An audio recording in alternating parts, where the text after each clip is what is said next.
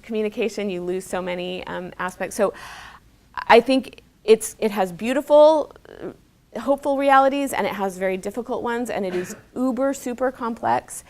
And I'm going to have to refer and defer to folks like the APA who are trying to figure that out. I'll ask another and then turn to the in-person audience.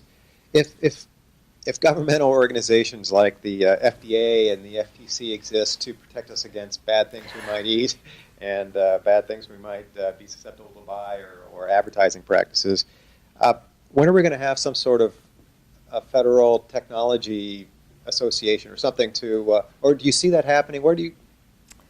Sadly, it's an untouchable area.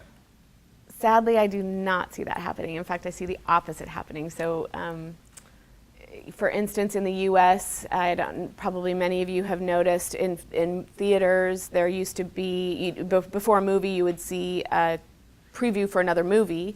Now we see previews for video games. I don't know if you've noticed this, but this is something that's happening. And actually the FTC historically has had to give ratings to those to the movie trailers before a movie. So you can only show a trailer for a G-rated movie at a G-rated movie, for instance.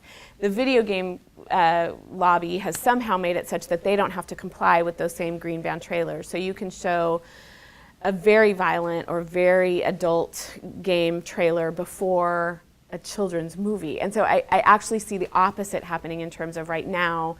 I think that technology is advancing so quickly.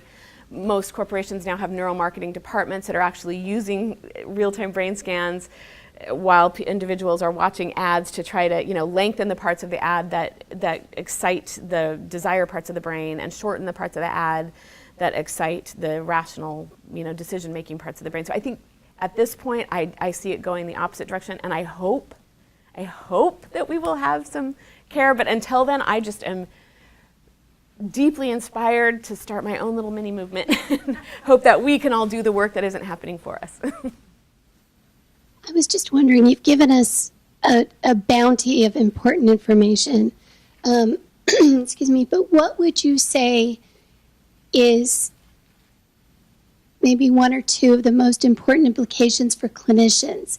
How can we incorporate this into our practices to support our efforts to help our clients? I love that question. So the first thing I would say is that we have to start asking about it.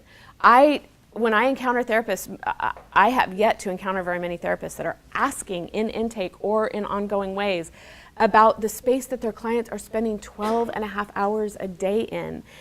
And so that's just profound to me. We are living a lot of our lives there. We are having a lot of our